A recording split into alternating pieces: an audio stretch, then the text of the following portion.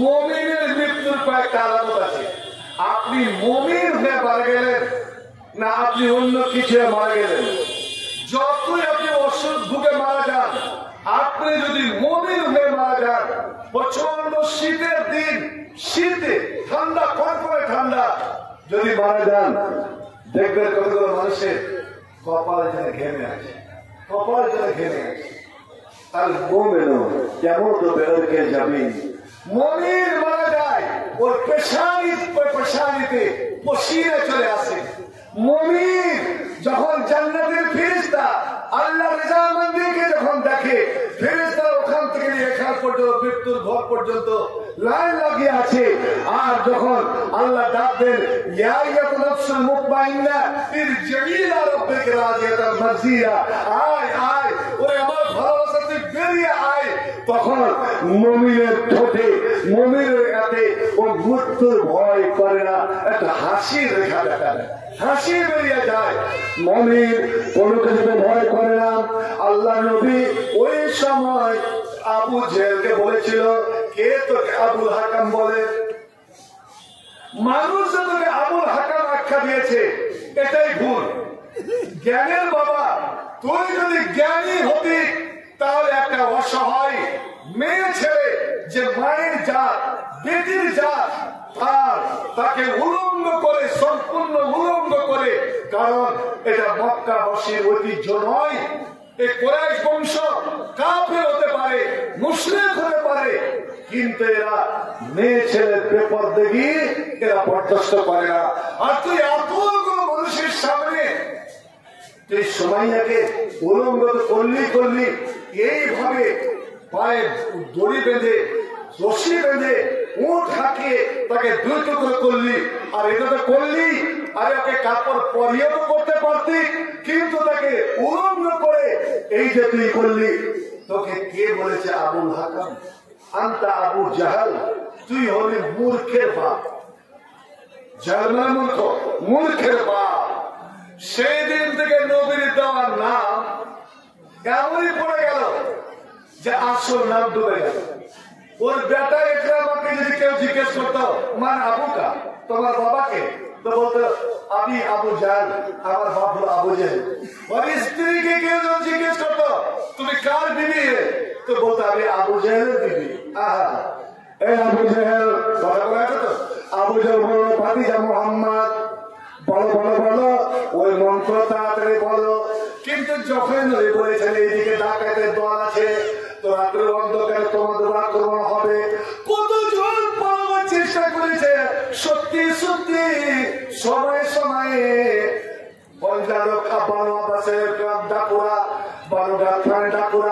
এসে আমাদের উপর আক্রমণ করে, আমাদের ধর্ম ছিনিয়ে চলে যায়, চলে বাড়িঘর সারা যাক।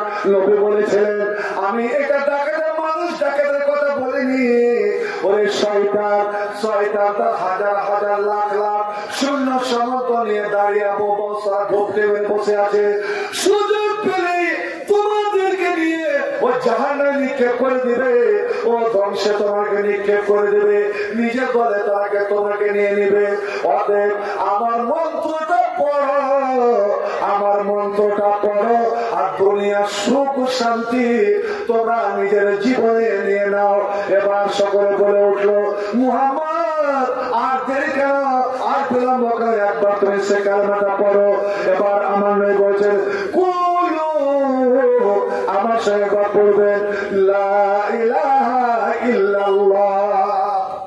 নবী কিছু করে আগে ভেবেছিলেন যে আমার কথা পেরে দিবে, কিন্তু যেমনই বলেছেন লা ইলাহা ইল্লাল্লাহ, তখনই তারা সব একজন হয়ে গেল। এর থেকে মিথ্যাবাদী আর কেউ হতে পারে? শুনেছি তোরা এই কথাটা যে গোটা বিশ্ব জাহানের মাবুদ এক, এটা তো কোন 14 কাল 14 গোষ্ঠীতে আমরা শুনিনি। আর এ বলছে এক কথা, চল এই পাগল হয়ে গিয়েছে, এভাবে জাদুর প্রভাব পড়েছে, কত রকমের নাম দিতে লাগলো। ভাই আমার, এমনকি আবু লাহাব ওর নিজস্ব চাচা ও বড় পাথর নিয়ে তাড়া করে গেল।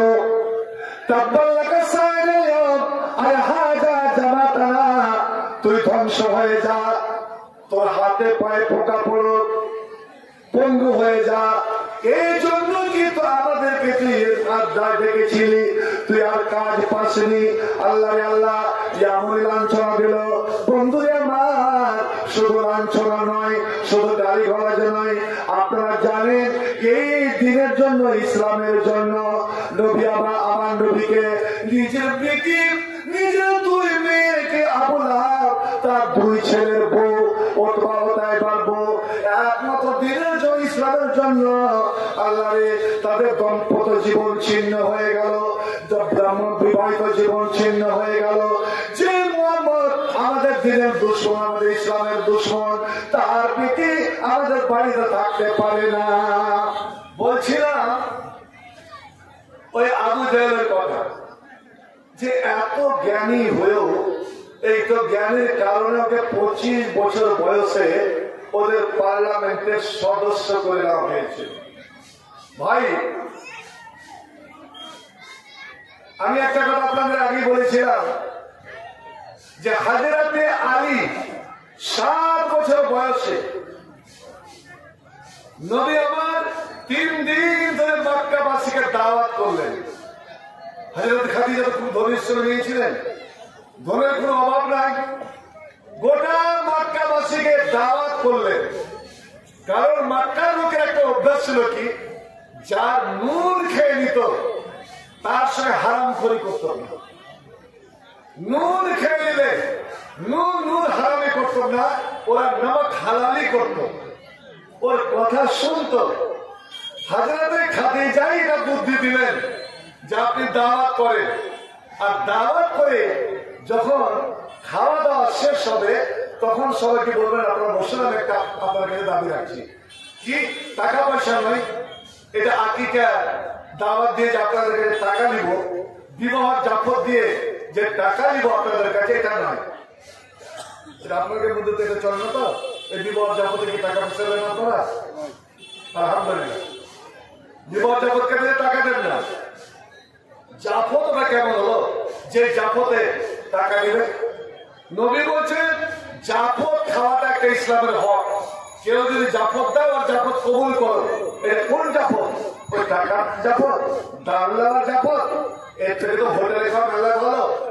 খবরদার, এই হারাম কাজগুলো থেকে বাঁচুন। তো একদিন কিন্তু আবু জেহেল কত চালাক, খাওয়া দাওয়া করে বল চলো উঠে চলো, বলার সুযোগ দিল না। দ্বিতীয় দিন আবার জাফর, খাদিজা বলেছিলেন খাওয়া দাওয়া শেষ হয়ে আপনি দাঁড়িয়ে গিয়ে বলবেন যে ভাই আমি আপনাদেরকে দাওয়াত করলাম, শুধু আপনাদেরকে একটা দাবি যে লা ইলাহা ইল্লাল্লাহকে আপনারা মেনে নিন। আবু লাহাব আগে বুঝে নিয়েছে, খেতে খেতে অর্ধেক খাওয়া চলে যে খাওয়া দাওয়া হয়ে গেল, হই হুল্লোড় করে চলে গেল। আজকেও আমার নবীকে সুযোগ দিল না। তৃতীয় দিন হাজরাতে খাদিজা বলে স্বামী গো আপনি নিরাশ হবেন না, আজকেও দাওয়াত দেন, আজকেও জাফর দেন। যখন খেতে থাকবে ওই খাওয়ার মধ্যে আপনি উঠে দাঁড়াবেন আর সংক্ষিপ্ত খুতবা দিয়ে বলবেন, ও মক্কাবাসী আপনাদের কাছে আমার একটাই দাবি, আমি ইয়াতীম হয়ে জন্ম নিলাম, আমি পাপ হারামে জন্ম নিলাম, 6 বছরে আমি আমার মাকে হারালাম, 8 বছর আমি দাদুকে হারালাম, আর 8 বছর থেকে নিয়ে এ যাবৎ আমি আমার চাচার কাছে চাচার ছায়া পায় মানুষ হলাম। আবু তালেব যে এখনো বেঁচে আছেন, আপনারা জানেন আমার ব্যবহার কি, আমার চরিত্র কি, আমার জীবনটা কোন পথে এত বড় হলো আপনাদের সামনে রয়েছে। আল্লাহ আপনারা জানেন আমি যে গাড়ি হিরাতে যেতাম আর ওখানে ধ্যানে মগ্ন থাকতাম, ওই গাড়ি হিরাতে আল্লাহ রাব্বুল আলামিন আমাকে শেষ নবী হিসাবে, শেষ রাসূল হিসাবে, আর দুনিয়ার শেষ দূত হিসাবে আল্লাহকে নির্বাচন করেছেন। সমস্ত নবীদের নবী, রাসূল বলে আমাকে নির্বাচন করেছেন। এটা আপনাদের সম্মান, এটা আপনাদের মর্যাদা, যা আমি এই কুরাইশ বংশ বংশে জন্ম নিলাম, আর এই কুরাইশ বংশে আমি আগে নবী হলাম, যার কথা আগেকার সমস্ত কেতাবে বর্ণনা আছে, তাওরাতে বর্ণনা আছে, জাবুরে বর্ণনা আছে, ইনজিলে বর্ণনা আছে যে শেষ নবী ভারতে জন্ম নিবে, ওটা মক্কাতে জন্ম নিবে, আর ওখানে ইসলামের আলো ছড়াবে। এটা আপনাদের সম্মান। ওরে কোন গ্রামে একটা ছেলে যদি নাম করা হয়, গোটা গ্রামের নাম উজ্জ্বল হয়ে যায়। এই গ্রাম থেকে আপনার মাধ্যমিক পরীক্ষায় কোন মেয়ে যে পশ্চিম হল বাংলা যদি পাস হয়, বোর্ড পাস হয়, কোন দিনের পরে নাম হয়ে যাবে, কোন এলাকার নাম হয়ে যাবে, এমনকি মালদা জেলা সোনার ছড়িয়ে যাবে যে এবারের পরীক্ষায় মালদা জেলার অমুক গ্রাম, অমুক পঞ্চায়েত, অমুক থানার, অমুক বাবার, অমুক মায়ের, এমনকি মা বাবার নামটা বয়ান হয়ে যায়। ও মক্কাবাসী, আমি আদম থেকে নিয়ে ঈসা নবী পর্যন্ত সমস্ত নবীদের ইমাম, আর এটা আপনাদের বংশেরই আমি একজন। অতএব আপনাদের কাছে আমি কিচ্ছুই চাই না, আল্লাহ সব কিছু দিয়েছেন, শুধু আমি চাই যে আপনারা এখন পড়েন আল্লাহ ইলাহা ইল্লাল্লাহ পড়ে আরো ইসলামের ছায়া তলে চলে আসুন। এবার ওদের আদওয়ার দেখা হয়েছে, খাওয়ার মধ্যে নবী দাঁড়িয়ে গিয়ে যেমন এই কথাটা বলার এক অপরের দিকে তাকাতে লেগেছে, দেখলি এমনকি নবীর চাচা আবু তালেবকে ধাক্কা ধাক্কি শুরু করে দিয়েছে। দেখেছো আবু তালেব, তোমার এইটুকু ভাতিজা, তুমি আর তোমার বয়স 60 পার হতে চলেছে, এই তোমার এইটুকু ভাতিজা যে কালকে জন্ম নিল, দেখতে দেখতে এত বড় হলো, আজও চাইছে যে ভাতিজা হয়ে চাচার মালিকানি করবে, ভাতিজা হয়ে গোটা বংশের মালিকানি করবে। এই এতিম ছেলেটা, যে এতিমকে আমরা মক্কার লোকে কোনো গুরুত্ব দিই না, যার বাপ নাই তার কি হাতে, এরকম এতিম বাপার ছেলে আজ আমাদের উপরে নাকি মালিকানি করবে, নেতৃত্ব দেবে। চলো চলো, ঠিক যেমন বুঝে খানা ছেড়ে দাও, বুঝেছি তিন দিন ধরে আমাদের খানা কিনা একমাত্র এই কথাটার জন্য এই অপমান সরব না, যা আমাদের উপরে একটা এতিম ছেলে, বাপ হারা ছেলে, মা হারা ছেলে মালিকানি করবে। বন্ধুরে আমার, ওই সময় ওই 7 বছরের হযরত আলী, একজন নওজোয়ান হযরত আলীর যখন বর্ণনা শুনি, আলীর যখন বয়ান শুনি যে আসাদুল্লাহ আল্লাহর শের, আল্লাহর বাপ, এক হাঁকে একবার হুঙ্কার দিয়ে গেল খায়বরের মাঠে, তো মারহাব মারহাব, যার মাথায় লোহার তোপটা ছিল 50 কিলো, 50 কিলো তোপ পড়েছিল মাথাতে, তাহলে কত শক্তিশালী হবে। মারহাব নিজে বলেছিল, আনা মারহাব কাদ আলামাত খায়বার আন্নি মারহাবুন শাকিশলা বাতুল মুজাররাবু। এরা আলী, তুই এসেছিস আমার সাথে মোকাবেলা করার জন্য, এইটুকু ছেলে। তখন হযরত আলীর বয়স খুব জোর 25-26, আর আলী ছিল দেখতে নাটা, একটু নাটা, মোটাও নয়, মধ্যম গড়ন, পাতলা, কিন্তু আল্লাহ ওকে শক্তিশালী, এতটাই শক্তি দিয়েছে, অপরন্ত শক্তি। কান আসে যান না, সমস্ত সাহাবাদের মধ্যে উনি ছিলেন সবচেয়ে বড় বাহাদুর। ও যখন আওয়াজ দিত, শত্রু পক্ষের মধ্যে অন্তরে একটা আতঙ্ক ছেয়ে যেত, কিন্তু ছোট্টকালে ওর পা দুটো ছিল খুব পাতলা পাতলা, শুরু শরীরটা ছিল একদম পাতলা। 7 বছরের ছেলে আলী, আবু তালেবের বেটা, নবীর আপন কাকাতো ভাই, ও একদম তরফে উঠে বলছেন আনা ইয়া রাসূলুল্লাহ, বলে দৌড়ে গিয়ে বাপ আবু তালেবের সামনে গিয়ে আমার নবীর 2 হাত জড়িয়ে ধরে এইভাবে বুকে চেপে ধরেছেন, আমি আপনার সঙ্গী, আমি আপনার সঙ্গী হয়ে গেলাম, আমি ওয়াদা করছি, আল্লাহকে কথা দিচ্ছি, আমি যতদিন বাঁচবো আমি আপনার সঙ্গ দিয়ে যাব, দুঃখে দিব, সুখে দিব, সর্ব বিপদে আপনার সঙ্গ দিব। নবী গো, এটা আমার নসিব, এটা আমার ভাগ্য, যেই ছেলেটাকে আমার বাবা মানুষ করছে 8 বছর বয়স থেকে, 8 বছর বয়স থেকে আমার বাবা আবু তালেব মানুষ করে আসছে আপনার সঙ্গে। আমি তো বয়সে অনেক ছোট, মাত্র আমার 7 বছর বয়স। এই বয়সে আপনার সঙ্গে একটা দোস্তানা তাল্লুক, একটা বন্ধুত্ব ভাব, ভালোবাসা, আমাদের ভালোবাসা আরো যেন গাঢ় হয়। ইয়া রাসূলুল্লাহ, গোটা বংশ যদি আপনাকে ছেড়ে যায়, গোটা বংশ, এমনকি আমার বাবা যদি আপনার সঙ্গ না দেয়, আমি আপনার কোনদিন সঙ্গী হারা হব না। আপনার পার্শ্ব ছেড়ে আমি কোনদিন যাব না। নবী হযরত আলীকে এভাবে ধরে সেই দিন মহব্বতের কান্নায় কেঁদে গিয়েছিলেন। আলী রে, আজ আমার বংশের লোকেরা যাদের চোখের সামনে আমি সততার জীবন কাটিয়ে এলাম, এত বড় গেলাম, কেউ আমার সততার উপরে আঙুল উঠাতে পারবে না। আমার আখেরাত, আমার চরিত্রের ব্যাপারে কেউ কোনো আঙুল উঠাতে পারবে না। আর তারা আজ আমাকে পাগল বলে আমাকে আমার এখান থেকে উঠে গেল। কিন্তু তুমি এইটুকু ছেলে, আল্লাহ নবী আলীর কথা হাত আলী, তুমি কথা দাও তো আমার উপরে যদি কঠোর বিপদ আছে, ঘোর বিপদ চলে আসে, যেখানে আমার বাঁচা বড় দায়, দেখা হবে, দেখতে পাওয়া যাবে যে আমি বোধহয় বাঁচবো কি বাঁচবো না। আলীরে বলো তো ওই সময় তুমি আমার সঙ্গ দিবে কি দিবে না বলো। হযরতে আলী বাবার দিকে তাকিয়ে বলেছিলেন, ইয়া রাসূলুল্লাহ, আমি আল্লাহকে সাক্ষী রেখে বলছি, আমি আপনার সঙ্গে যতদিন আমি বাঁচবো আমরণ আমি আপনার সঙ্গে হয়ে যাব। একটা প্রশ্নের উত্তর আপনাদের এখান থেকে বেরিয়ে যাচ্ছে।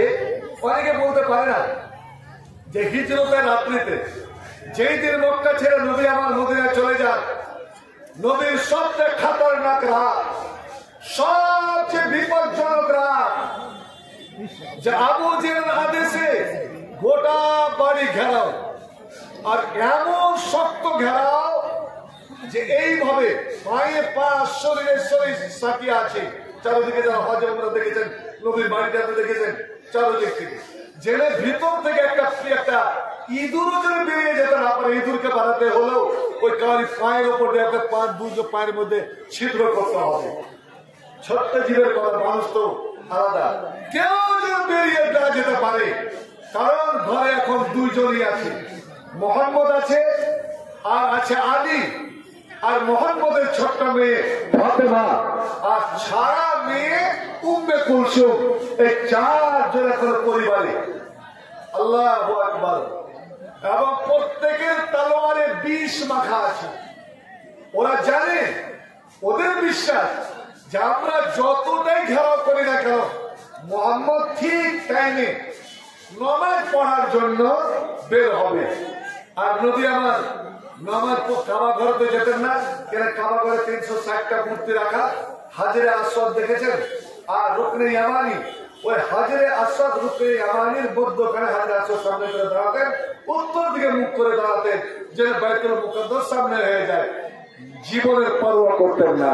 মসজিদ বানাচ্ছি আমরা, মসজিদকে আবাদ করবেন তো, 4টা কাজ করবেন আর নিশ্চিন্ত আল্লাহর জান্নাত দখল করে নেবেন। 4টা কাজ করেন আর নিশ্চিন্ত আল্লাহর জান্নাত আপনি পেয়ে যান। কি কি 4টা কাজ? আফসুস সালাম, আপোষে খুব সালাম দিবেন, সালামটা খুব ব্যবহার করেন। ছোটকে দেন, বড়কে দেন, নরকে দেন, নারী সবকে দেন, বসে থাকাকে দেন, দাঁড়িয়ে থাকাকে দেন, চায়ের দোকানে দেন, সালাম বেশি বেশি করে আপনারা ব্যবহার করুন। এটা হলো মহব্বতের একটা জারিয়া। আফসোস সালাম, গরিব দুঃখীকে অনাহারে রাখেন না, গরিব দুঃখীর মুখে দানা তুলে দেন, গরিব দুঃখীকে খাওয়ান। ওয়াসিলুল আরহাম, হে আমার ভাইরা বন্ধুরা, আপনারা সেরা রাহানি করেন। সেরা রাহানির কথা আমরা বুঝতে পারি না। আত্মীয়তার সম্পর্ক, নিজের বংশের সঙ্গে ভালো সম্পর্ক রাখেন, নিজের বংশের সঙ্গে। রাজনীতির এতে পড়ে, ভোটের এতে পড়ে সম্পর্ক বিচ্ছেদ করিয়েন না, সম্পর্ক রাখেন। 3টা হলো।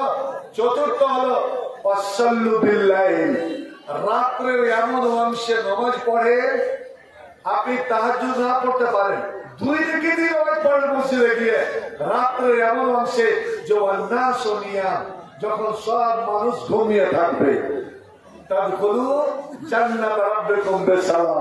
নিশ্চিন্তে এই 4টা কাজ করো আর নিশ্চিন্তে আল্লাহ জান্নাতে চলে যাও।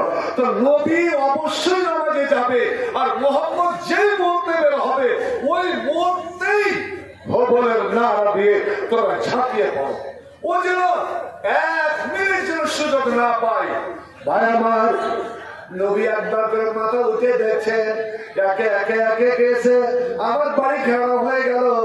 আর আবু যেন পহারা দিচ্ছে, কেউ যেন গাফিলতি না করে, কেউ যেন অবহেলা না করে, কেউ যেন ধরতে না লাগে, কেউ যেন তন্দ্রায় না চলে যায়।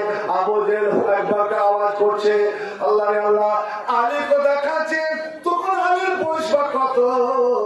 আলীর বয়স খুব যত 16-17 বছর বয়সের ছেলে। এই ছেলেটা পাশে শুয়ে আছে।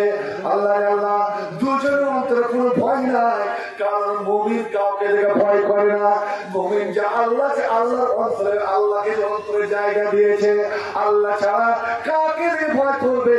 মুমিন একমাত্র আল্লাহকে দেখে ভয় করে। মারহাবা মারহাবা মারহাবা মারহাবা মারহাবা মারহাবা মারহাবা মারহাবা মারহাবা মারহাবা মারহাবা মারহাবা। এগিয়ে চলো এই গ্রামের, এগিয়ে চলো এই গ্রামের আলে হাদিস যুবক দল। সাদা পিলি কালমা নিয়ে চল রে তোরা, এগিয়ে চল। সাদা পিলি কালমা নিয়ে চল রে তোরা, এগিয়ে চল। মারহাবা মারহাবা মারহাবা মারহাবা মারহাবা মারহাবা। ভয় কি রে তুই বীর মুজাহিদ, ভয় কি রে তুই বীর মুজাহিদ, লাশারি তোর পরিচয়। একবার আমার সঙ্গে বলুন তো, লা ইলাহা, বলুন চলে, লা ইলাহা ইল্লাল্লাহু ওয়াহদাহু লা শারীকা লাহু, লাহুল মুলকু ওয়া লাহুল হামদ ওয়া হুয়া আলা কুল্লি শাইইন কাদির। আমি মাথা নত করি একমাত্র ওই আল্লাহর সামনে, যে আল্লাহ এক অদ্বিতীয়। ভয় কি রে তুই বীর মুজাহিদ, লাশারি তোর পরিচয়। বিশ্বজগৎ হার মানিবে, বিশ্বজগৎ হার মানিবে, হবে রে তোর হবে জয়। মারহাবা মারহাবা মারহাবা মারহাবা মারহাবা মারহাবা। কে আছো ভাই ভগবান, এক কাতারে পাপারায়, কালে মারো দিব দাওয়াত, আল্লাহ ছাড়া এরা নাই। কালে মারো দিব দাওয়াত, আল্লাহ ছাড়া এরা নাই। কে আছো ভাই ভগবান, এক কাতারে পাপারায়। লক্ষ মোদের এক আল্লাহ, লক্ষ মোদের এক আল্লাহ, বহু এবার পতন চাই। লক্ষ মোদের এক আল্লাহ, বহু এবার পতন চাই। মোহাম্মদ রাসূল মোদের, আল্লাহ ছাড়া মাবুদ নাই। মোহাম্মদ রাসূল মোদের, আল্লাহ ছাড়া মাবুদ নাই। এবার সকলে বলুন তো, মোহাম্মদ রাসূল মোদের, আল্লাহ ছাড়া মাবুদ নাই। মারহাবা মারহাবা মারহাবা মারহাবা মারহাবা মারহাবা। শিরক বেদাত উঠবো মোরা, শিরক বেদাত উঠবো মোরা। ভাঙবো তাদের যত শির, ভাঙবো তাদের কঠোর আঘাত, আছে যত ভণ্ড পীর। ঢেলা পীর টেরা পীর, ন্যাংটা পীর আফিম পীর। ঢেলা পীর টেরা পীর, ন্যাংটা পীর আফিম পীর। ভণ্ডদের আঁকড়াগুলো, ভণ্ডদের আঁকড়াগুলো ভেঙে দেবে নতুন পীর। মারহাবা মারহাবা মারহাবা মারহাবা মারহাবা মারহাবা। এগিয়ে চলো এই গ্রামের আলে হাদিস যুবক দল। সাদা তেরি কালমা নিয়ে চল রে তোরা, এগিয়ে চল। সাদা তেরি কালমা নিয়ে চল রে তোরা, এগিয়ে চল। মারহাবা মারহাবা মারহাবা মারহাবা মারহাবা মারহাবা। একবার বলুন তো, আল্লাহু আকবার, জোরে বলুন, আল্লাহু আকবার। আরে আল্লাহর জমিনে ওরা যদি জয় শ্রীরামের ধ্বনি এত জোরে দিতে পারে, তা আপনি তাওহীদের সৈনিক, আল্লাহর সৈনিক, আল্লাহর জমিনে আল্লাহর নামের নারা কেন দিতে পারবেন না? ওরকম একজন মুমিনের মতো আল্লাহর সৈনিকের মতন বলেন নারায়ে তাকবীর। আলহামদুলিল্লাহ। তো হযরত আলীকে কেন নবী বললেন যে আমার চাদর গায়ে দিয়ে নাও? রাত 12টা, গভীর রাত, জিবরাইল চলে এসেছেন, মোহাম্মদ যেতে হবে। যেতে হবে কি করে বের হবে? হাঁটা আপনার কাম, হাঁটা আমার সঙ্গে আপনার কাম, আর বের করে নিয়ে যাওয়া হচ্ছে কার কাম? এতগুলো ঘেরার মধ্যে দিয়ে বের করে নিয়ে যাওয়া কার কাম? যেটা বলেন আল্লাহর কাম। আপনি নির্বিকার আছেন, আলী চাদর গায়ে দিয়ে নাও, তুমি শুয়ে যাও। আর এই টাকা পয়সা লিস্ট থাকলো, যাদের যাদের টাকা পয়সা আমাকে জমা আমানো হাইরে সর্দার মোড়লে হলে আজকাল আমানতদার দেখছেন তো, সর্দারি টাকা কেমন আমানতদারি করি। নবী বলছেন কিয়ামত খুব নিকটে, যখন দেখবে আমানতের খিয়ানত হচ্ছে। আমানতের খিয়ানত কেমন করে কাঠায় যা কহা, তো নবী বললেন এটা উচ্ছেদ আমল এলাকায় যখন এ দায়িত্ব দশের দায়িত্ব দেওয়া হবে নালায় নাহালকে অযোগ্যকে তখনই কিয়ামত অপেক্ষা করে কিয়ামত খুব নিকটে। আল্লাহু আকবার। যারা আজ নবীকে আমার বাড়িতে বিতাড়িত করে দিয়েছে, জন্মস্থানকে বিতাড়িত করছে, যেখানে নিজের স্ত্রীকে নিজের হাতে দফন করেছে, এই মক্কার পাশে আবওয়াতে মা আমেনা দফন হয়ে আছে। চাচা আবু তালেব দফন হলো যেই মাটিতে, দাদা আব্দুল মুত্তালিব, নবীর ভালো করে মনে আছে, এখানেই দফন। আল্লাহ সব ছেড়ে আমাকে যেতে হবে। ওই সময় আলীকে বলছেন ঘুমিয়ে যাও, এই টাকা পায় যার যার যত টাকা জমা আছে সকালে উঠে বাড়ি বাড়ি গিয়ে পৌঁছে দাও, বাড়ি বাড়ি গিয়ে পৌঁছে দাও। আর একটা কথা বলছি শুনুন ভাই আমার, আজকাল মাদ্রাসাতে ছেলেদের পড়তে দিতে চায় না মানুষ, কেন জানেন? যারা চাহা বিদ্যা, এই তো বাড়ি বাড়ি আসছে, চাইতে যাচ্ছে, বন্ধুদের কত কথা শুনতে হচ্ছে। যখন ধানের সময়, আপনার ফসলের সময়, বা রোজার ঈদ, বকরা ঈদের সময়, ভাই আমার এটাকে নিয়ম করেন। আপনার বাড়িতে আপনার মসুরের আর জাকাতের আর খালের ফেতরার চেক কাটতে যাওয়া, এটা কিন্তু শরীয়তের নিয়ম নয়। শরীয়তের নিয়ম আপনার মসুর, আপনার জাকাত আপনি নিজে পৌঁছে আসেন, আপনি নিজে পৌঁছে আসেন, এটাই হলো সুন্নাত, আর এটাই হলো চূড়ান্ত নিয়ম। তুমি আমানতগুলো ওদের বাড়িতে বাড়িতে পৌঁছে দিবে। বন্ধু আমার, এবার আমার প্রশ্ন, আমি ওদিকে যাচ্ছি না, কেমন করে বের হলো? আর কেমন করে আবু বকরকে সঙ্গে নিল? কেমন করে সুর পাহাড়ে গিয়ে আশ্রয় নিল? আমি ওদিকে যাচ্ছি না। যে হযরতে আলীকে নবী কেন বিছানে শুয়ালেন? আর আলীর মনে একটু ভয় কেন হলো না যে আল্লাহ যে আসল টার্গেট ও তো বেরিয়ে চলে যাবে, সম্পূর্ণ আক্রমণ হবে আমার উপরে। একবার আলী অভিযোগ করলেন না, ইয়া রাসূলুল্লাহ আপনি যে চলে যাবেন, ওদের রাগ সম্পূর্ণ রাগ আমার উপরে মুছে পড়বে, ওরা আমাকে রেহাই দেবে না, আমাকে মারবে, আমাকে পিটবে, আমার জীবন যদি না বানায় তবে আমাকে মেরে তো একাকার করে দেবে। আমার জবান খোলাবে যে মোহাম্মদ কোথায় গেছে, কোথায় লুকিয়েছে। একটা আবু হযরত আলী একটা কথা বলছেন না, নিশ্চিন্ত মনে নবীর চাদর গায়ে দিয়ে নবীর বিছানায় ঘুমিয়ে যাচ্ছেন। কেমন বন্ধুরে আমার, একমাত্র ওই যে 7 বছর বয়সে গোটা মক্কাবাসীর সামনে অঙ্গীকার করেছিলেন, নবী গো যতই আসো না বিপদ আপদ, যত না ঝড় হোক না কেন, আমি আপনার সঙ্গ দিব, আমি প্রশ্রয় পিছু পা হব না। আর হযরতে আলীর ভিতরটা, ঈমানটা আরো বেড়ে গেল, সাহসটা আরো বেড়ে গেল নবীর একটা কথাতে। কি কথা? নবী বললেন তুমি চাদর গায়ে দিয়ে ঘুমিয়ে যাও, সকালে উঠে তুমি আমানত গুলো ওদের বাড়িতে পৌঁছে দাও। 3 দিন তুমি মক্কাতে থাকো, 3 দিন পরে সুযোগ বুঝে রাত্রে অন্ধকারে মক্কা থেকে বেরিয়ে সরাসরি মদিনায় চলে এসো, মদিনাতে হবে তোমার সঙ্গে সাক্ষাৎ। এই কথাতে হযরত আলীর ঈমান, ইয়াকিন, বিশ্বাস কেন বেড়ে গেল? ভয় কেন দূর হয়ে গেল?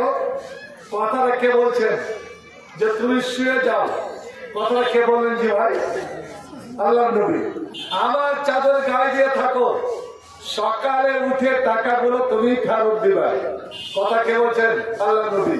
3 দিন তুমি থাকো, 4 দিনকার দিন তুমি বেরিয়ে চলে যাও, নবী বলছেন। এর মানে নবী এটা নিজের পক্ষ থেকে বলছেন না, মুহাম্মদ না করতে, তা না করতে জিবরাইল, জিবরিল না করতে, তা না করতে কিরদার। মা ইয়ানতিকানিল হাওয়া ইন হুয়া ইল্লা ওয়াহয়ুন ইউহা। আমার নবী শরীয়তের কোনো কথা বলতে পারেন না যতক্ষণ আল্লাহ আমার নবীকে ওহী না করবেন। এটা তো আল্লাহই যেন বলেছেন আমার নবীকে যে তুমি থাকো, নির্বিঘ্নে থাকো, নির্ভয়ে থাকো, তোমাকে এরা মারবে না, তোমাকে এরা মারবে না, আর তোমাকে মারতে পারবেও না। যদি এরা মারত, তোমার জীবন নিত, তাহলে নবী বলতেন না যে তুমি 3 দিন এদের এখানে চলাফেরা করবে, 3 দিন থাকার পরে 4 দিনকার দিন বেরিয়ে চলে যাবে।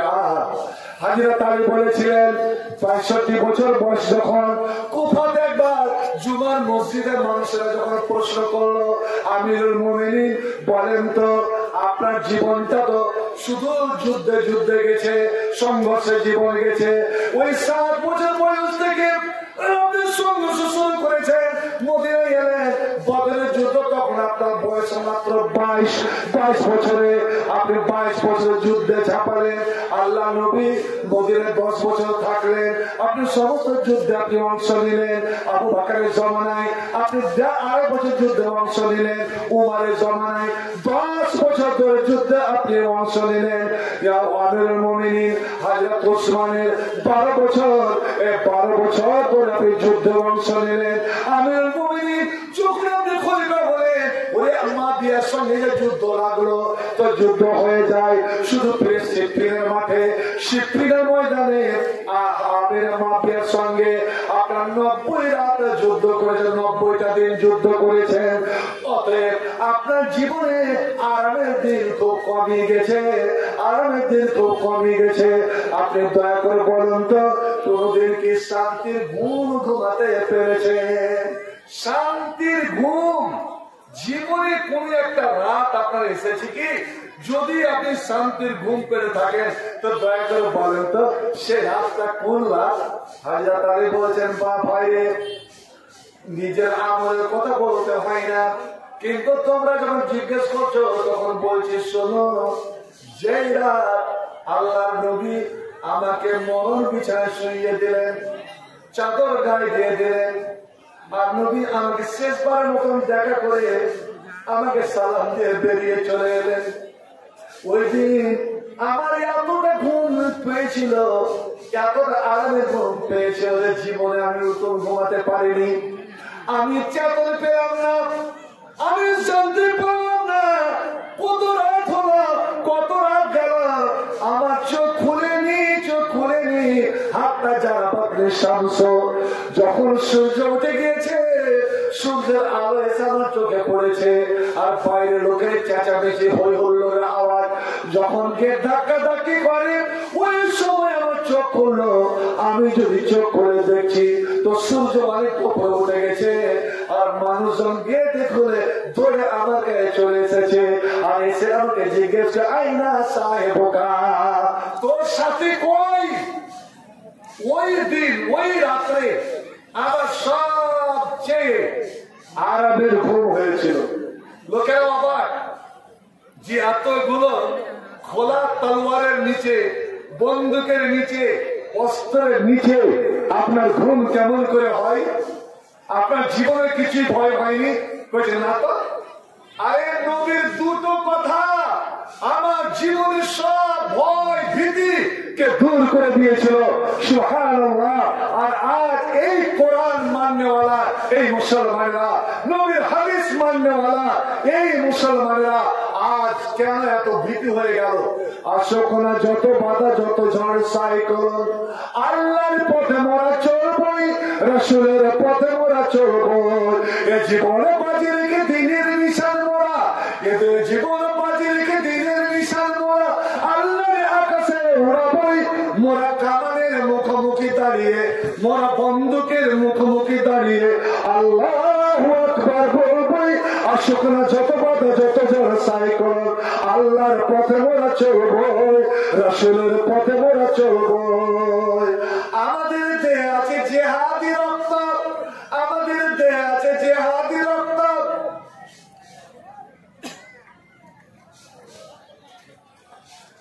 ভাই আমার বলছিলাম এই মুসলমান একমাত্র আল্লাহকে ভয় করে। ওই আলী 7 বছর বয়সে নবীর হাত ধরলেন, কিন্তু মক্কাবাসী কেউ এলো না। ভাই আমার ওই হাজরাতে আলী 7 বছর থেকে শেষ জীবন পর্যন্ত নবীর কাছে। আল্লাহ নবীর ইন্তেকালের পরে এই আলী নবীকে গোসল দিলেন সঙ্গীদেরকে নিয়ে। নবীর কাকাতো ভাই নবীর জামাই সেই আলী আমার নবীর সম্বন্ধে বেশি জানবে না তো কে জানবে? সিরিয়াল থেকে একজন নবীকে দেখার জন্য বেচারা ওখানে সফর করেছেন। আমি নবীকে স্বচক্ষে দেখবো, নবীর আমি সময় পাই, নবীর আমি সেবা করে নিজের জীবনকে ধন্য করব। কিন্তু বেচারা যেদিন মদিনাতে এসে পৌঁছিলেন তো আমার নবী ইন্তেকাল করা, আমার নবীর মরা 3 দিন হয়ে গিয়েছে। কত দুঃখ লাগে, কষ্ট করে 1 মাসের রাস্তা অতিক্রম করে এলাম আর নবীকে আমি দেখতে পেলাম না। বেচারা পাগলের মতন এর কাছে যায় ওর কাছে যায়, ও গো তুমি কে আছো? আমার নবী কিছু জীবন কাহিনী আমাকে শোনাবে, নবী কেমন ছিলেন, নবীর জীবনের কিছু দুঃখজনক ঘটনা শোনাও। গেলেন কার কাছে? হযরত আবু বকরের কাছে। আবু বকর বলল উমরের কাছে যাও। এই করে করে করে করে সে বলল যাও হাসান হুসাইনের কাছে যাও, ওরা ওর নানার নানার কথা বলতে পারে। ওরা 2 জনকে যে ছোট্ট ছেলে 2 জনকে গিয়েছেন জিজ্ঞেস করলেন। হযরত ফাতেমা ধমকে বললেন ছোট্ট ছেলেরা কি জানে, তোমরা কেউকে জিজ্ঞেস করছো? ফাতেমাকে জিজ্ঞেস করা হলো। হযরত ফাতেমা বলছেন আমার আব্বা কোন খাইনি, আমি বলতে পারবো না, আমার অন্তরে এখনো আঘাত লেগে আছে। আমার আব্বা যেদিন মারা যান আমার কানে কানে আমার আব্বা 2টা কথা বলেছিলেন। আমি প্রথম কথাতে আমি কেঁদে গিয়েছিলাম। আমি যখন জোরে জোরে কাঁদতে লাগলাম আমার আব্বা আমাকে দেখে কানে কানে আর একটা কথা বললেন। আমি তখন হেসেছিলাম, কেঁদেছিলাম। এই জন্য আমার আব্বা বলেছিলেন ফাতেমা রে, এই দুনিয়ায় তোর আর কেউ রইল না, কারণ তোর ভাই নাই, তোর যে আরো 3টা বোন ছিল তাও মারা গেছে, তোর চাচা নাই, তোর চাচি নাই, তোর দাদু নাই, দাদি নাই, নানা নাই, নানি নাই, মামু নাই, কেউ নাই। এই দুনিয়ায় একাই আমি তোর ছিলাম। আমি তোর বাবা, আমি তোর মা, আমি তোর ভাই, আমি তোর কাকা, আমি তোর গোটা বংশ আমি ছিলাম। ফাতেমা তুই যখন কষ্ট পাতি তুই আমার কাছে দৌড়ে আসতে হাসান হোসেনকে কোলে করে। ফাতেমা রে আমি ওকে তোর ছোট্ট ফাতেমাকে যেমন কোলে করেছিলাম, হাসান হোসেন মা হওয়ার পরে আমি তোকে কোলে করে বসে যেতাম। আমি জায়গায় ছেড়ে দিতাম, মা ফাতেমা আজ থেকে তোকে আদর করে কেউ রইল না, তোকে যে নিজের পেটে খুলে তোকে কলেজের টুকরো বলে ডাকবে, নইলে তারা বলে ডাকবে রইল না। কারণ আল্লাহ জিব্রাইল রমজানে আমাকে বলে দিয়েছে ও নবী এই রমজান তার জীবনের শেষ রমজান, আর জীবনাতে রমজান পাবেন না। ফাতেমা এই যে আমার অসুখ, এটা আমার শেষ অসুখ রে। আজকে 12 রবিউল আউয়াল এই সোমবারের দিন কিছুক্ষণ মেহমান আজ মারা যাবো, তুই সবর করবি বেটি। আমি যখন কাঁদতে লাগলাম তখন নবী আবার আব্বা যান আবার আমাকে ডাকলেন, কানে মুখ লাগালেন। নবী জোরে বলতে পারছেন না, নবীর শক্তি নাই।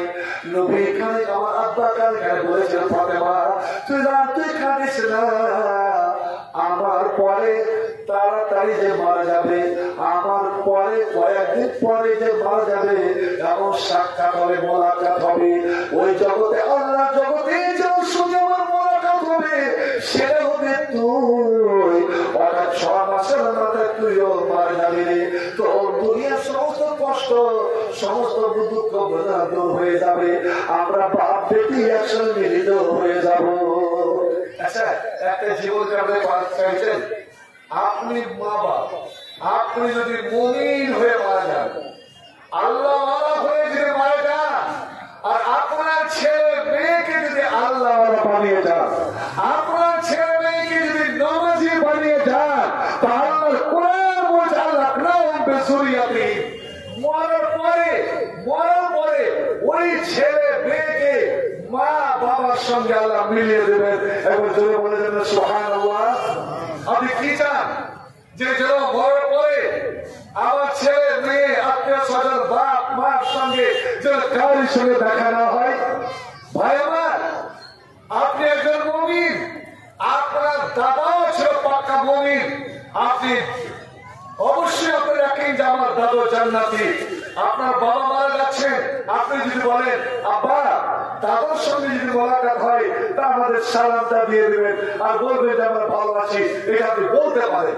কারণ আল্লাহ কোরআন বলছে, নবীর হাদিস, যে মুমিন যদি মারা যায় আর তার আগে যারা মারা গেছে মুমিন আর ছেলেরাও মুমিন, আল্লাহর প্রিয় ভালোবাসা। তো আল্লাহ নিজে বলছেন আমি তো আল্লাহকে বাল বাচ্চাকে তার সঙ্গে মিলিয়ে দেবো।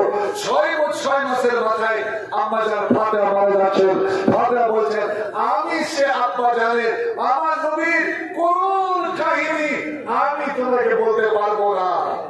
যাও তোমাকে যদি সান্ত্বনা দিতে পারে, তোমার মনে যদি শান্তি দিতে পারে, আমার আব্বার কিছু কাহিনী শোনাতে পারে, তবে যাও আমার স্বামী আলীর কাছে যাও। হযরত আলীর কাছে যখন গেলেন, আলী বলছেন আইনা আনতা, তুমি কোথা থেকে এসছো? ভাই সিটি গুলকে শাম থেকে। আচ্ছা তো তুমি বলো তো দুনিয়াটা কত বড়? দুনিয়া বিরাট বড়, দুনিয়া বিশাল জগৎ। তো দুনিয়ার কিছু খবর আছে, কোন কোনাতে কি আছে, কোন দিকে কোনটা দেশ আছে বলতে পারবে? বুঝলেন না তো? আমি তো মুলকেশ আমার শাম দেশটা, পশ্চিম বাংলাটা কত বড়, এর তো আমি মানচিত্রটা এঁকে দিতে পারবো না। এত বড় বিশাল দুনিয়া কি করে বলবো? বলছে শোনো, দুনিয়া হলো অল্প, এই ছোট্ট দুনিয়া, আমরা দুনিয়ার মানুষ হয়ে যে দুনিয়ার কথা বলতে না পারি, দুনিয়াকে আয়ত্ত আনতে না পারি, ওই নবীর জীবনে তুমি কেমন শুনবে? আল্লাহ রাব্বুল আলামিন কোরআনে বলছেন, আল্লাহ কোরআনে বলছেন ইন্নাকা লাআলা খুলুকিন আযীম। আল্লাহ হলেন আযীম, আল্লাহ হলেন মহান, সবচেয়ে বড়। এটা আল্লাহর একটা গুণবাচক নাম। আর আল্লাহ আমার নবীর আখলাক, আমার নবীর চরিত্র, আমার নবীর জীবনী সম্বন্ধে আল্লাহ নিজে বলছেন ইন্নাকা লাআলা খুলুকিন আযীম। অতএব ওই এত বড় মহান ব্যক্তির মহান চরিত্রের মালিকের আমি কি করে জীবনী বলবো? আম্মা জান আয়েশাকে একসা দিয়েছে, বলেন আম্মি জান কাইফা কানা খুলকু রাসূলুল্লাহ সাল্লাল্লাহু আলাইহি ওয়াসাল্লাম। মা গো, আপনার বিবি আপনার ভালো করে বলতে পারবেন আমার নবীর জীবনী কেমন ছিল, আমার নবীর চরিত্র কেমন ছিল, আমার নবীর আখলাক কেমন ছিল, পারিবারিক জীবন কেমন ছিল? আম্মা জান বলছেন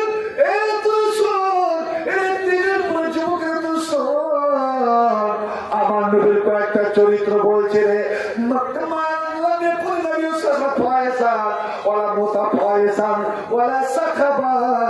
আল্লাহ নবীর জীবনে কোনদিন কটু কথা বলেনি, অশ্লীল ভাষা বলেনি, অশ্লীল ভাষা তিনি শুনতেন না, নিজে ফোঁস বকেনি, ফোঁস বকতেন না, ফোঁস শুনতেন না, নবীর চেঁচামেচি পছন্দ করতেন না, নিজে চেঁচাতেন না আর চেঁচামেচি পছন্দ করতেন না। নবী কাউকে অভিশাপ দিতেন না, লানাত করতেন না, ওয়ালা সাব্বাবা। আল্লাহ নবী জীবন ধরে 22 বছর ধরে মার খেলেন, গাল খেলেন, পাথর খেলেন, রক্ত ঝরালেন। আল্লাহ মার খেলে তাইফের মাঠে নবী বেহুশ হয়ে পড়ে গিয়েছিলেন রে, ওরে রক্তে জুতা জমাট বেঁধে গিয়েছিল। বন্ধু আমার, সেই সেদিন আল্লাহ নবী রক্ত যখন বসে উঠলেন, জিবরাইল যখন বসিয়েছিলেন, দেখছেন যে আল্লাহরে সারা শরীর রক্ত বয়ে বয়ে জামাগুলো লাল লাল হয়ে গিয়েছে। আর বালুতে পড়ার কারণে ওই জামাতে বালু সব কানে যখন শরীর লেগে যায়, বালুগুলো লেগে গিয়েছিল। আল্লাহু আকবার। ওই সময় এত যে পিটা হলো, এত মারা হলো, ওই নবীকে যখন জিবরাইল বলেছে, ও মুহাম্মদ তুমি একবার অনুমতি দাও, ওরে পাহাড়ের ফেরেশতা চলে এসেছে। এই যে দুইটা পাহাড় দেখছো বন্ধুরা, আমার তাই থেকে ওই দুটা পাহাড়কে লক্ষ্য করলাম যে কেমন করে দুই পাহাড়কে পিছিয়ে মারতে চেয়েছিল। সত্যি সত্যি বড় দুই পাহাড় রয়েছে মধ্যখানে গেলাম। তুমি শুধু বলো এই দুই পাহাড়কে উঠিয়ে এটাকে যাতা পিছা করে পিছিয়ে মেরে দেবো, একটা বাচ্চা যেন ছাড় না পায়। যেমন এই কথা শোনা নবীর শরীর থেকে উঠলো, সঙ্গে সঙ্গে জিবরাইল তাকে বলে, জিবরাইল তুই কেমন কথা শোনালে? আমি তো এটাকে পিছাবার জন্য মারাবার জন্য আসি নাই। হতে পারে এরা মেরেছে, আমাকে মেরেছে, আমাকে পাথর মেরেছে, রক্ত ঝরিয়েছে, আমারও ভুল হতে পারে। আমি তাকে নিজের পরিচয় দিতে পারিনি, আমি পরিচয় দিয়ে উঠতে পারিনি। আর হ্যাঁ, এরা তো সবাই আমাকে মারেনি, বড়রা বুড়ারা মারেনি, মেরেছে যুবকেরা, ছোটরা মারেনি, ওরে আমাকে মেয়েছে আর মারেনি। কিন্তু আল্লাহ আজাব যখন আসে, ভালো সম্বন্ধটা মারার মন্দের সঙ্গে ভালোটা পেশা যায় না। না না বন্ধু আমার, এত মার খেলেন, এত গাল খেলেন, আমি এখন সাপ্পা নবী গালি দেওয়ার ছিলেন না। আর দেখবেন বড় বড় মুক্তিরা যখন গালি দেওয়া ছিলেন না। আর মা জারাবা রাসূলুল্লাহ সাল্লাল্লাহু আলাইহি ওয়াসাল্লাম খাদেমান ওয়ালা গোলামান ওয়ালা ইমরাতান কাব্বা। আল্লাহর নবী কোনদিন পায়েট মানুষ জোল পায়েট গোলাম লুন্ডি বান্দি দাসী কাউ কি একটা থাপ্পড়ও মারেননি। নয়টা স্ত্রীকে কোনদিন একটা দামাচাও মারেননি। এটাই নবীর সেবা। আর হ্যাঁ, নবীর যদি তুমি জীবনী শুনতে চাও, নবীর যদি সিরাত তুমি শুনতে চাও, নবীর আখলাক কেমন ছিল, তো তুমি কোরআন পড়ো নাকি? তুমি কোরআন পড়েছি তো? আমরা কয়জন কোরআন পড়তে জানি ভাই? শুনেন, হিফজুল কোরআন খুলেছেন, বড় কথা, খুব ভালো, খুব ধন্য।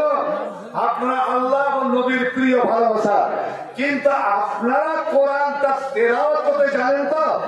হিফজ তো দূরে যান, হিফজের কথা বলছি না, সবাই কোরআন পড়তে জানেন তো? শুনে রাখুন, কোরআন পড়া, কোরআন শিখা, এটা কিন্তু প্রত্যেকের উপরে ফরজ, প্রত্যেকের উপরে ফরজ। আপনি আমি তো ভুলে গেছি, শিক্ষার জন্য কোনো বয়স নাই, শিক্ষার ব্যাপারে কোনো লজ্জা নাই। এই কোরআনের জন্য, যেই কোরআনের জন্য নবী আজ তায়েফে আজ এত নির্মম ভাবে যার উপরে জুলুম করা হলো, উহুদের মাঠে যাকে মেরে গুড়িয়ে দেওয়া হলো, যার দাঁত ভেঙে দেওয়া হলো, তার মাথার আগেকার অংশ ফাটিয়ে দেওয়া হলো, বুক রক্ষা করে 39 খানা বিষাক্ত তীর মারা হয়েছিল। যে কোরআনের জন্য, ইসলামের জন্য আজ কয়জন আমরা কোরআন পড়তে জানি, কোরআন শিখেছি ভাই? তো হযরত আলী বললেন, দেখো কোরআনের ব্যাখ্যা করা যেমন অসম্ভব, তোমাকে আমার নবীর সিরাত, কুল্লি সিরাত বয়ান করা অসম্ভব। মুহাম্মদ আয়েশা বললেন, শোনো, কান খুল কোরআন, নবীর চরিত্র, নবীর আখলাক, সারা কোরআন, গোটা কোরআন। তুমি যদি কোরআনের ব্যাখ্যা জানো, কোরআনের ব্যাখ্যা করে শেষ করতে পারো, আর কোরআনের প্রত্যেকটা হুকুম, প্রত্যেকটা আইন কানুন, প্রত্যেকটাই এটা তো নবীর চরিত্র একটা ঝলক। অতএব কোরআন হাদিসের আলোকেও যদি নবীর সিরাত নিয়ে আলোচনা করা হয়, তো ভাই আমার তো মনে হয় এই জীবনে আল্লাহ যদি আমাকে একটা বছর বাচ্চা লাগে, এই 8 বছর আমার বাসীর যদি 2 বছরে 1 লাগানে বয়ান করে, কিচ্ছু করা যাবে না। সমুদ্রকে কেউ যেন ছেড়তে পারবে না, নবীর জীবনেও শেষ করতে পারবে না। শুধু একটু আপনার দাওয়াত দিচ্ছি যে ভাই কোরআন শিখুন, কোরআন পড়ুন, আর পারলে কোরআনের ব্যাখ্যা সহ কোরআন শুনুন।